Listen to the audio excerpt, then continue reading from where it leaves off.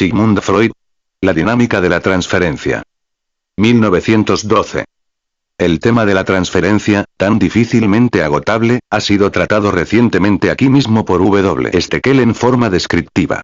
Por mi parte quiero añadir algunas observaciones encaminadas a explicar por qué la transferencia surge necesariamente en toda cura psicoanalítica y cómo llega a desempeñar en el tratamiento el papel que todos conocemos. Recordaremos, ante todo, que la acción conjunta de la disposición congénita y las influencias experimentadas durante los años infantiles determina, en cada individuo, la modalidad especial de su vida erótica, fijando los fines de la misma, las condiciones que el sujeto habrá de exigir en ella y los instintos que en ella habrá de satisfacer. Resulta, así, un cliché o una serie de ellos, repetido, o reproducido luego regularmente, a través de toda la vida, en cuanto lo permiten las circunstancias exteriores y la naturaleza de los objetos eróticos asequibles, pero susceptible también de alguna modificación bajo la acción de las impresiones recientes. Ahora bien, nuestras investigaciones nos han revelado que solo una parte de estas tendencias que determinan la vida erótica han realizado una evolución psíquica completa. Esta parte, vuelta hacia la realidad, se halla a disposición de la personalidad consciente y constituye uno de sus componentes. En cambio, otra parte de tales tendencias libidinosas ha quedado detenida en su desarrollo por el veto de la personalidad consciente y de la misma realidad y solo ha podido desplegarse en la fantasía o ha permanecido confinada en lo inconsciente, totalmente ignorada por la conciencia de la personalidad. El individuo cuyas necesidades eróticas no son satisfechas por la realidad, orientará representaciones libidinosas hacia toda nueva persona que surja en su horizonte, siendo muy probable que las dos porciones de su líbido, la capaz de conciencia y la inconsciente, participen en este proceso. Es, por tanto, perfectamente normal y comprensible que la carga de líbido que el individuo parcialmente insatisfecho mantiene esperanzadamente pronta se oriente también hacia la persona del médico. Conforme a nuestra hipótesis, esta carga se atendrá a ciertos modelos, se enlazará a uno de los clichés dados en el sujeto de que se trate o, dicho de otro modo, incluirá al médico en una de las series psíquicas que el paciente ha formado hasta entonces. Conforme a la naturaleza de las relaciones del paciente con el médico, el modelo de esta inclusión habría de ser el correspondiente a la imagen del padre según la feliz expresión de Jung. Pero la transferencia no tiene que seguir obligadamente este prototipo, y puede establecerse también conforme a la imagen de la madre o del hermano, etc. Aquellas peculiaridades de la transferencia sobre el médico, cuya naturaleza e intensidad no pueden ya justificarse racionalmente, se nos hacen comprensibles al reflexionar que dicha transferencia no ha sido establecida únicamente por las representaciones libidinosas conscientes, sino también por las retenidas o inconscientes. Nada más habría que decir sobre esta conducta de la transferencia si no permanecieran aún inexplicados dos puntos especialmente interesantes para el psicoanalista. En primer lugar, no comprendemos por qué la transferencia de los sujetos neuróticos sometidos al análisis se muestra mucho más intensa que la de otras personas no analizadas, y en segundo, nos resulta enigmático porque al análisis se nos opone la transferencia como la resistencia más fuerte contra el tratamiento, mientras que fuera del análisis hemos de reconocerla como substrato del efecto terapéutico y condición del éxito. Podemos comprobar, cuantas veces queramos, que cuando cesan las asociaciones libres de un paciente, siempre puede vencerse tal agotamiento asegurándole que se halla bajo el dominio de una ocurrencia referente a la persona del médico. En cuanto damos esta explicación cesa el agotamiento o queda transformada la falta de asociaciones en una silenciación consciente de las mismas. A primera vista parece un grave inconveniente del psicoanálisis el hecho de que la transferencia, la palanca más poderosa de éxito, se transforme en ella en el arma más fuerte de la resistencia. Pero a poco que reflexionemos desaparece, por lo menos, el primero de los dos problemas que aquí se nos plantean. No es cierto que la transferencia surja más intensa y desentrenada en el psicoanálisis que fuera de él. En los sanatorios en que los nerviosos no son tratados analíticamente, la transferencia muestra también máxima intensidad y adopta las formas más indignas, llegando, a veces, hasta el sometimiento más absoluto, y no siendo nada difícil comprobar su matiz erótico. Una sutil observadora, Gabriela Reuter, ha descrito esta situación, cuando apenas existía aún el psicoanálisis, en un libro muy notable, en el que revela, además, una penetrante visión de la naturaleza y la génesis de las neurosis. Así, pues, no debemos atribuir al psicoanálisis, sino a la neurosis misma, estos caracteres de la transferencia. En cambio, el segundo problema permanece aún en pie. Vamos a aproximarnos a él, o sea a la cuestión de por qué la transferencia se nos opone, como resistencia, en el tratamiento psicoanalítico. Representémonos la situación psicológica del tratamiento. Toda adquisición de una psiconeurosis tiene como premisa regular e indispensable el proceso descrito por Jung con el nombre de introversión de la libido, proceso consistente en la disminución de la parte del líbido capaz de conciencia y orientada hacia la realidad, y el aumento correlativo de la parte inconsciente, apartada de la realidad confinada en lo inconsciente y reducida, cuando más, a alimentar las fantasías del sujeto. La libido ha emprendido total o fragmentariamente una regresión y no ha reanimado las imágenes infantiles. En este camino es seguida por la cura analítica, que quiere descubrir la libido, hacerla de nuevo asequible a la conciencia y ponerla al servicio de la realidad. Allí donde la investigación analítica tropieza con la libido, encastillada en sus escondites, tiene que surgir un combate. Todas las fuerzas que han motivado la regresión de la libido se alzarán, en calidad de resistencias, contra la labor analítica, para conservar la nueva situación, pues si la introversión o regresión de la libido no hubiese estado justificada por una determinada relación con el mundo exterior, generalmente por la ausencia de satisfacción, no hubiese podido tener efecto. Pero las resistencias que aquí tienen su origen no son las únicas, ni siquiera las más intensas. La libido puesta a disposición de la personalidad se hallaba siempre bajo la atracción de los complejos inconscientes o mejor aún de los elementos inconscientes de estos complejos y emprendió la regresión al debilitarse la atracción de la realidad.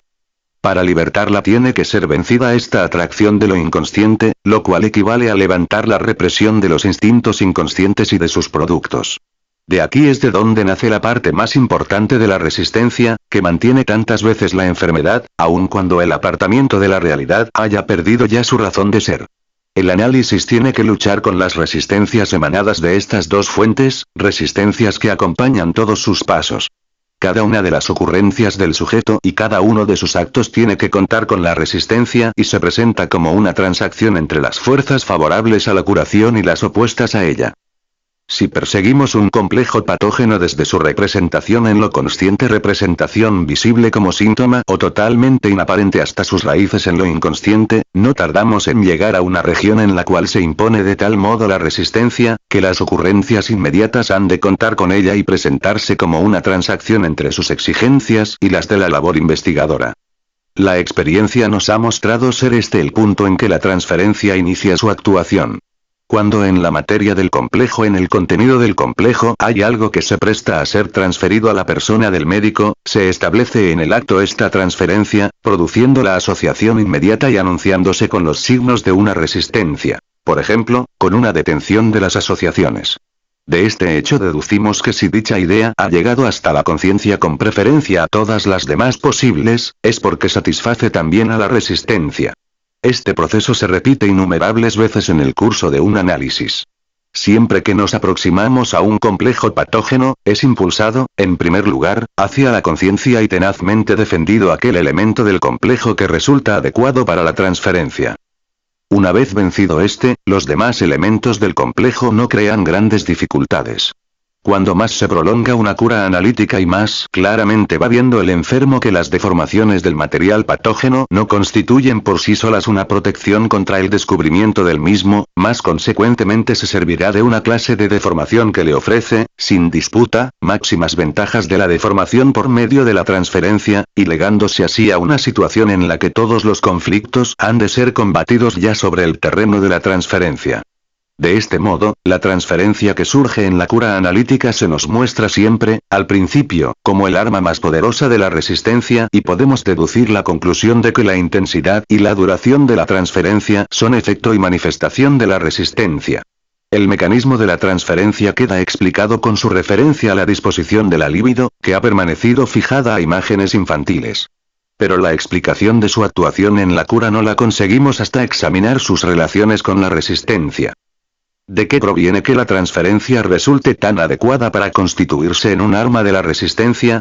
A primera vista no parece difícil la respuesta. Es indudable que la confesión de un impulso optativo ha de resultar más difícil cuando ha de llevarse a cabo ante la persona a la cual se refiere precisamente dicho impulso. Esta imposición provoca situaciones que parecen realmente insolubles, y esto es, precisamente, lo que quiere conseguir el analizado cuando hace coincidir con el médico el objeto de sus impulsos sentimentales. Pero una reflexión más detenida nos muestra que esta ventaja aparente no puede ofrecernos la solución del problema. Una relación de tierna y sumisa adhesión puede también ayudar a superar todas las dificultades de la confesión. Así, en circunstancias reales análogas, solemos decir, delante de ti no tengo por qué avergonzarme, a ti puedo decírtelo todo. La transferencia sobre el médico podría, pues, servir lo mismo para facilitar la confesión, y no podríamos explicaros por qué provoca una dificultad. La respuesta a esta interrogación, repetidamente planteada ya aquí, no nos es proporcionada por una más prolongada reflexión, sino por una observación que realizamos al investigar las distintas resistencias por transferencia durante la cura. Acabamos por advertir que, admitiendo tan solo una transferencia, no llegamos a comprender el aprovechamiento de la misma para la resistencia, y tenemos que decidirnos a distinguir una transferencia positiva y una negativa, una transferencia de sentimientos cariñosos y otra de sentimientos hostiles, y examinar separadamente tales dos clases de la transferencia sobre el médico. La transferencia positiva se descompone luego, a su vez, en la de aquellos sentimientos amistosos o tiernos que son capaces de conciencia y en la de sus prolongaciones en lo inconsciente. Con respecto a estas últimas, demuestra el análisis que proceden de fuentes eróticas, y así hemos de concluir que todos los sentimientos de simpatía, amistad, confianza, etc. que entrañamos en la vida, se hallan genéticamente enlazados con la sexualidad, y por muy puros y asexuales que nos lo representemos en nuestra autopercepción consciente, proceden de deseos puramente sexuales, habiendo surgido de ellos por debilitación del fin sexual. Primitivamente no conocimos más que objetos sexuales, y el psicoanálisis nos muestra que las personas meramente estimadas o respetadas de nuestra realidad pueden continuar siendo, para nuestro psiquismo inconsciente, objetos sexuales. La solución del enigma está, por tanto, en que la transferencia sobre el médico solo resulta apropiada para constituirse en resistencia en la cura, en cuanto es transferencia negativa o positiva de impulsos eróticos reprimidos. Cuando suprimimos la transferencia, orientando la conciencia sobre ella, nos desligamos de la persona del médico más que estos dos componentes del sentimiento. El otro componente, capaz de conciencia y aceptable, subsiste y constituye también, en el psicoanálisis como en los demás métodos terapéuticos, uno de los substratos del éxito. En esta medida reconocemos gustosamente que los resultados del psicoanálisis reposan en la sugestión, siempre que se entienda por sugestión aquello que, conferenci, vemos nosotros en él. El influjo ejercido sobre un sujeto por medio de los fenómenos de transferencia en él posibles.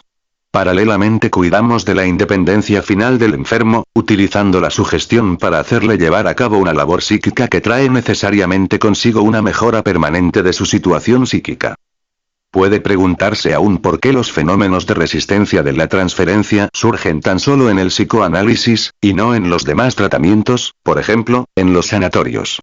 En realidad surgen también en estos casos, pero no son reconocidos como tales. La explosión de la transferencia negativa es incluso muy frecuente en los sanatorios, y el enfermo abandona el establecimiento, sin haber conseguido alivio alguno o habiendo empeorado, en cuanto surge en él esta transferencia negativa.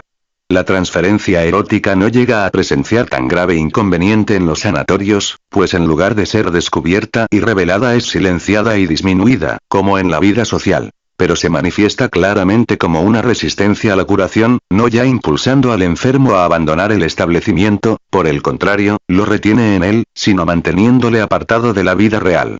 Para la curación es totalmente indiferente que el enfermo domine en el sanatorio una cualquiera angustia o inhibición. Lo que importa es que se liberte también de ella en la realidad de su vida. La transferencia negativa merecería una atención más detenida de la que podemos concederle dentro de los límites del presente trabajo. En las formas curables de psiconeurosis coexiste con la transferencia cariñosa, apareciendo ambas dirigidas simultáneamente, en muchos casos, sobre la misma persona, situación para la cual ha hallado Bleuler el término de ambivalencia. Una tal ambivalencia sentimental parece ser normal hasta cierto grado, pero a partir de él constituye una característica especial de las personas neuróticas. En la neurosis obsesiva parece ser característica de la vida instintiva una prematura disociación de los pares de antítesis y representar una de sus condiciones constitucionales. La ambivalencia de las directivas sentimentales nos explica mejor que nada la facultad de los neuróticos de poner sus transferencias al servicio de la resistencia. Allí donde la facultad de transferencia se ha hecho esencialmente negativa, como en los paranoides, cesa toda posibilidad de influjo y de curación. Pero con todas estas explicaciones no hemos examinado aún más que uno de los lados del fenómeno de la transferencia, y es necesario dedicar también alguna atención a otro de los aspectos del mismo. Quienes han apreciado exactamente cómo el analizado es apartado violentamente de sus relaciones reales con el médico en cuanto cae bajo el dominio de una intensa resistencia por transferencia, cómo se permite entonces infringir la regla psicoanalítica fundamental de comunicar, sin crítica alguna, todo lo que acuda a su pensamiento, cómo olvida los propósitos con los que acudió al tratamiento y cómo le resultan ya indiferentes deducciones y conclusiones lógicas que poco antes hubieron de causarle máxima impresión.